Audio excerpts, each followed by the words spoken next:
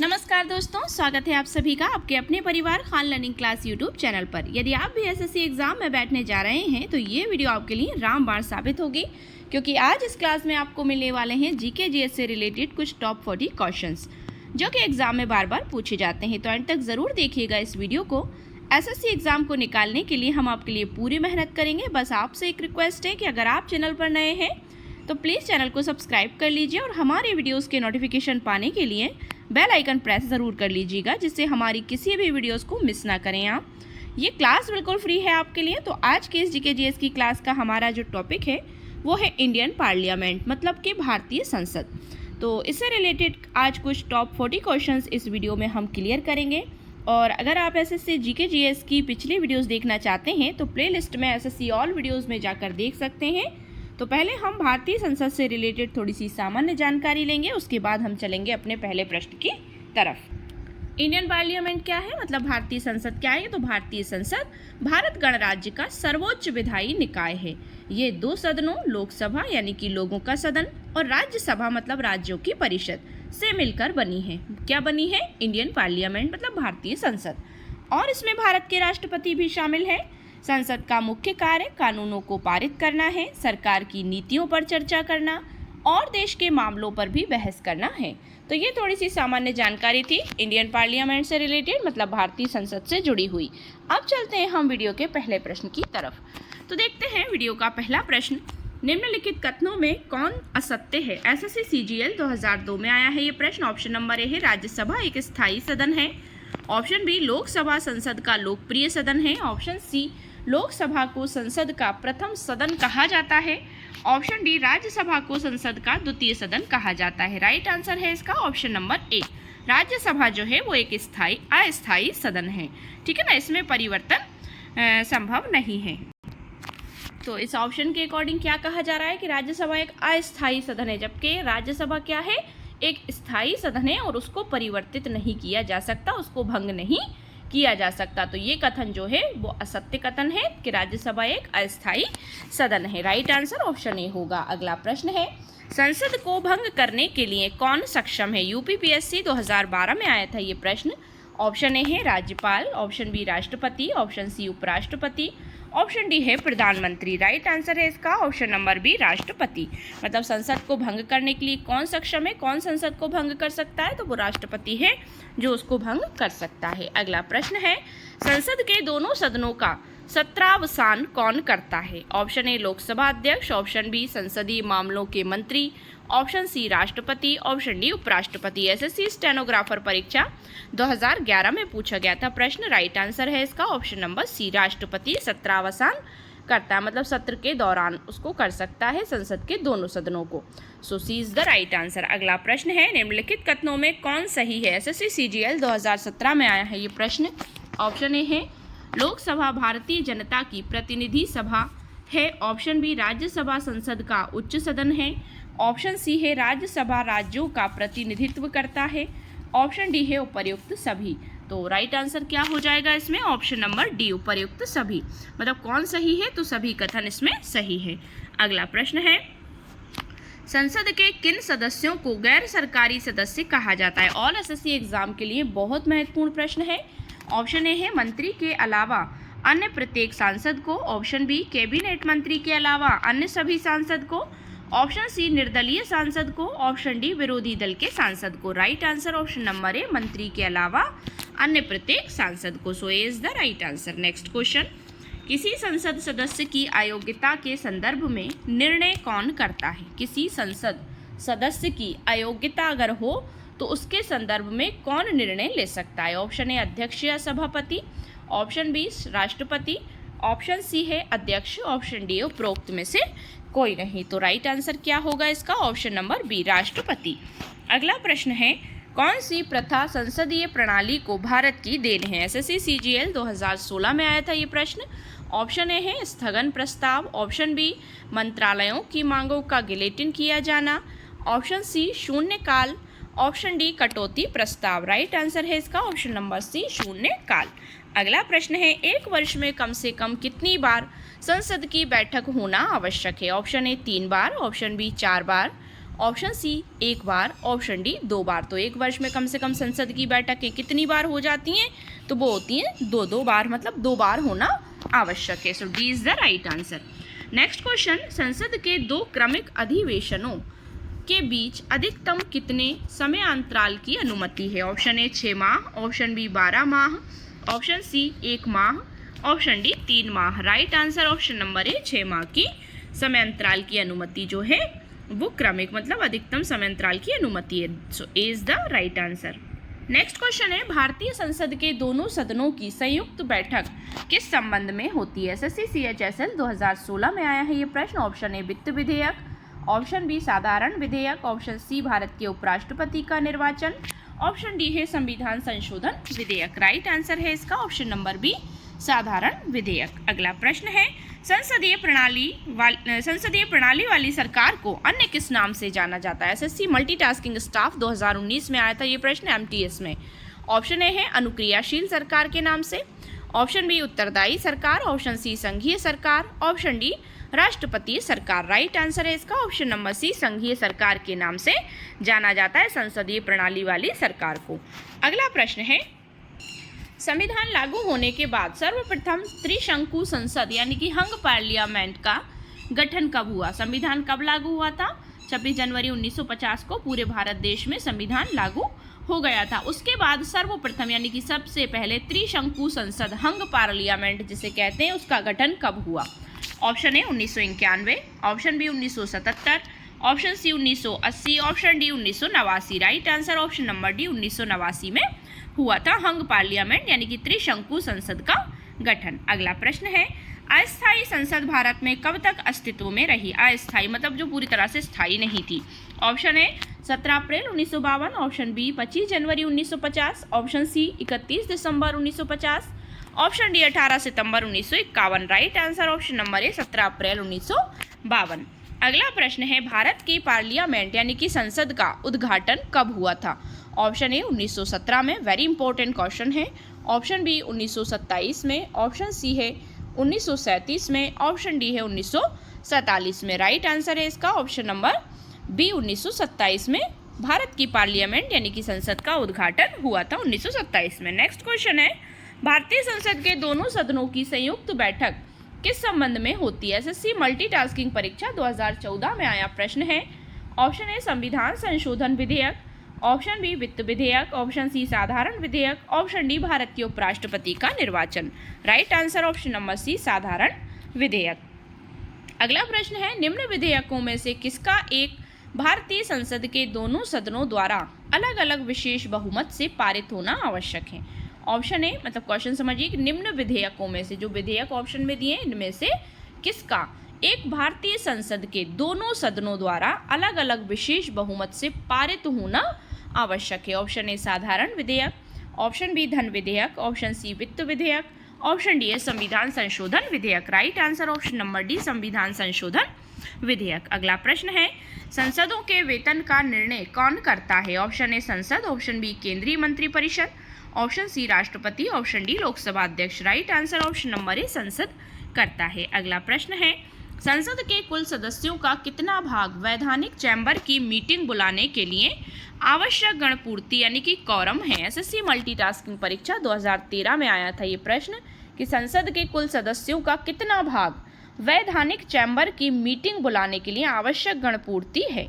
So option A 1/3 भाग यानी कि 1/3 पार्ट, ऑप्शन बी 1/10 भाग, ऑप्शन सी 1/6 भाग, ऑप्शन डी 1/4 भाग। Right answer option number B 1/10 भाग गणपूर्ति है। ठीक है ना, तो ये आवश्यक है। So B is the right answer. अगला प्रश्न है, भारत की संघीय व्यवस्थापिका को किस नाम से जाना जाता है? Option A Rajya Sabha, option B प्रतिनिधि सभा, ऑप्शन सी संसद, option D Lok Sabha.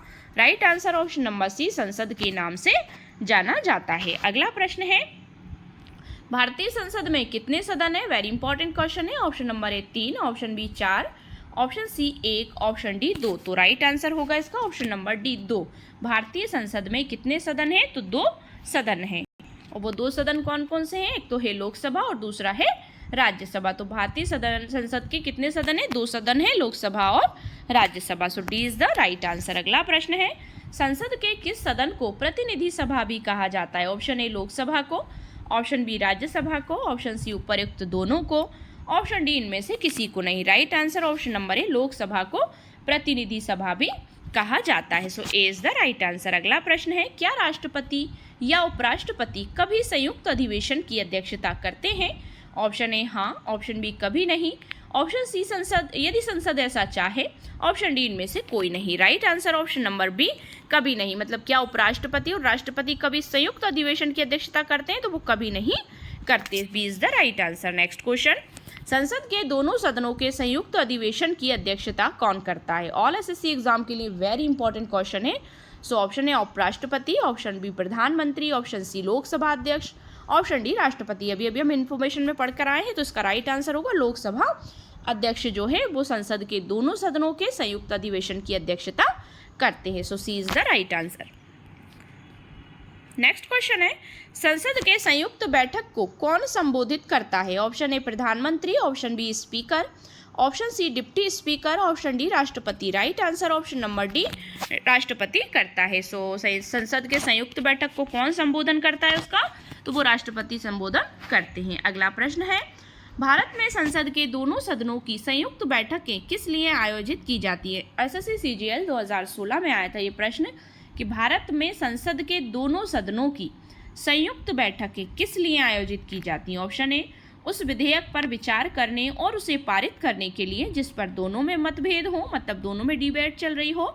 Option B Bharat के राष्ट्रपति को निर्वाचित करने के लिए, ऑप्शन सी भारत के उपराष्ट्रपति को निर्वाचित करने के लिए, ऑप्शन डी संविधान संशोधन विधेयक को अंगीकार करने के लिए। राइट आंसर ऑप्शन नंबर ए होगा, उस विधेयक पर विचार करने और उसे पारित करने के लिए जिस पर दोनों में मतभेद हो। So right answer option number A हो जाएगा। अगला प्रश्न है, साधारण विधेयक से संबंधित गतिरोध को दूर करने के लिए संसद के दोनों सदनों की बैठक कौन बुलाता है? यूपीपीएससी 2015 में आया था ये प्रश्न कि साधारण विधेयक से संबंधित गतिरोध को दूर करने के लिए संसद के दोनों सदनों की बैठक कौन बुलाता है? ऑप्शन ए राज्यसभा का सभापति, ऑप्शन बी राष्ट्रपति, ऑप्शन सी मंत्रिपरिषद, ऑप्शन डी लोकसभा अध्यक्ष। Right answer option number B होगा, राष्ट्रपति बुलाता है, मतलब प्रेसिडेंट। ठीक है, so B is the right answer. अगला क्वेश्चन है, लोकसभा व राज्यसभा की संयुक्त बैठकें कब होती हैं? ऑप्शन ए संसद का सत्र शुरू होने पर, ऑप्शन बी राष्ट्रपति जब चाहे या जब बुलाए, ऑप्शन सी है लोकसभा एवं राज्यसभा में मतभेद होने पर, ऑप्शन डी इनमें से कोई नहीं। Right answer option number C होगा, लोकसभा एवं राज्यसभा में मतभेद होने पर लोकसभा व राज्यसभा की संयुक्त बैठकें होती हैं। C is the right answer. Next question, यदि किसी सामान्य विधेयक पर राज्यसभा और लोकसभा के बीच गतिरोध आता है तो उसका समाधान कौन करेगा? मतलब यदि किसी सामान्य विधेयक हो और उसमें राज्यसभा और लोकसभा के बीच गतिरोध हो जाए तो उसका समाधान कौन करेगा, उसे कौन सुलझाएगा? एसएससी सीजीएल 2016 में पूछा गया था ये प्रश्न। तो क्वेश्चन को पहले समझिएगा, उसके बाद उसका आंसर टिक करना है आपको। ऑप्शन ए उच्चतम न्यायालय, ऑप्शन बी राष्ट्रपति, ऑप्शन सी मंत्रिपरिषद, ऑप्शन डी संसद का संयुक्त सत्र। राइट आंसर ऑप्शन डी, संसद का संयुक्त सत्र जो है वो उसका समाधान करेगा। अगला प्रश्न है, स्वतंत्र भारत के संसदीय इतिहास में अभी तक कितनी बार संयुक्त बैठक यानी कि अधिवेशन बुलाई गई है? ऑप्शन ए 3 बार, ऑप्शन बी 5 बार, ऑप्शन सी 2 बार, ऑप्शन डी 4 बार। तो कितनी बार बुलाई गई है?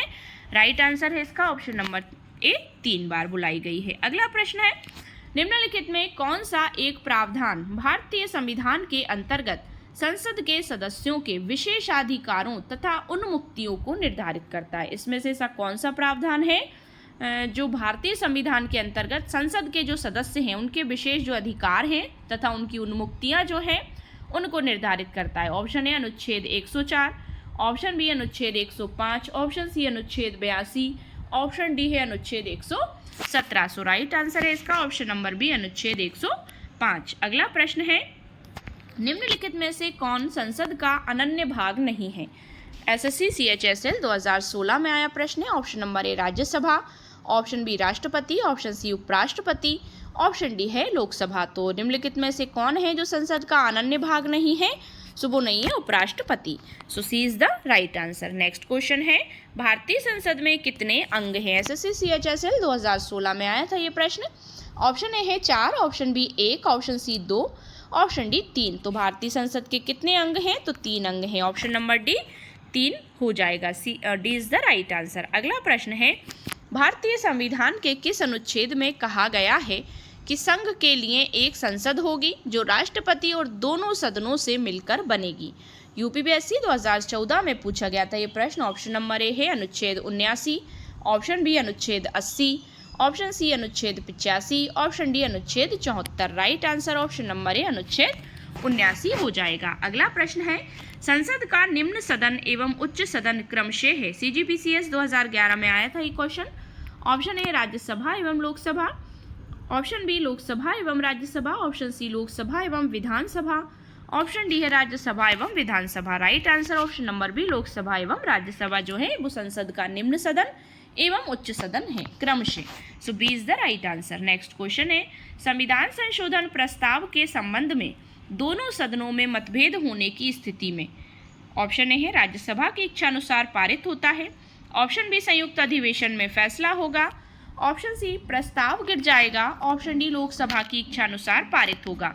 राइट आंसर है इसका ऑप्शन नंबर सी, प्रस्ताव गिर जाएगा। C is the right answer. Next question है, संसद की कार्यवाही सूची में प्रथम विषय होता है? ऑप्शन ए स्थगन प्रस्ताव, ऑप्शन बी शून्यकाल, ऑप्शन सी ध्यानाकर्षण प्रस्ताव, ऑप्शन डी प्रश्नकाल। Right answer option number D प्रश्नकाल होता है। मतलब प्रथम विषय संसद की कार्यवाही सूची में प्रथम विषय जो है वो प्रश्नकाल होता है। अगला क्वेश्चन है, संसद के किसी सदस्य की सदस्यता तब समाप्त समझी जाती है यदि वह बिना सदन को सूचित किए अनुपस्थित रहता है? मतलब उसकी संसद के जो सदस्य हैं उनकी सदस्यता कब समाप्त कर दी जाती है? कि यदि वह बिना सदन को सूचित किए अनुपस्थित रहता है। ऑप्शन ए कितने दिन? 60 दिन, ऑप्शन बी 90 दिन, ऑप्शन सी 120 दिन, ऑप्शन डी 150 दिन। राइट आंसर ऑप्शन नंबर ए 60 दिन। मतलब 2 महीने अगर वो बिना बताए या बिना सदन को सूचित किए अनुपस्थित रहता है संसद का कोई भी सदस्य, तो उसकी सदस्यता समाप्त कर दी जाती है। तो राइट आंसर ए हो जाएगा। नेक्स्ट क्वेश्चन, भारतीय संसद की संप्रभुता प्रतिबंधित है? SSC ऑल एग्जाम के लिए वेरी इंपॉर्टेंट क्वेश्चन है। ऑप्शन ए है भारत के राष्ट्रपति की शक्तियों से, ऑप्शन बी न्यायिक समीक्षा से, ऑप्शन सी विपक्षी दल के नेताओं से, ऑप्शन डी भारत के प्रधानमंत्री की शक्तियों से। Right answer option number B होगा, न्यायिक समीक्षा से। So B is the correct answer. अगला प्रश्न है, भारतीय संसद बनती है? वेरी इंपॉर्टेंट क्वेश्चन है। ऑप्शन नंबर ए राज्यसभा और लोकसभा के द्वारा, ऑप्शन बी लोकसभा एवं राष्ट्रपति के द्वारा, ऑप्शन सी लोकसभा राज्यसभा एवं राष्ट्रपति के द्वारा, ऑप्शन डी केवल लोकसभा द्वारा। तो भारतीय संसद किससे मिलकर बनती है? लोकसभा, राज्यसभा एवं राष्ट्रपति के द्वारा बनती है। सो C is the right answer. अगला क्वेश्चन है आज की वीडियो का लास्ट क्वेश्चन, भारत के संविधान में कहा गया है कि भारत की संसद के 3 अंग होते हैं। इनमें से एक अंग है लोकसभा, दूसरा अंग है राज्यसभा, जबकि तीसरा अंग है, SSC CGL में पूछा गया है। तो ऑप्शन ए है राष्ट्रपति, उपराष्ट्रपति, ऑप्शन बी प्रधानमंत्री, ऑप्शन सी लोकसभा अध्यक्ष, ऑप्शन डी राष्ट्रपति। तो भारतीय संविधान में जो भारत की संसद है उसके 3 अंग होते हैं। एक तो है लोकसभा, दूसरा अंग है राज्यसभा, तीसरा कौन सा होता है? ऑप्शन नंबर डी राष्ट्रपति।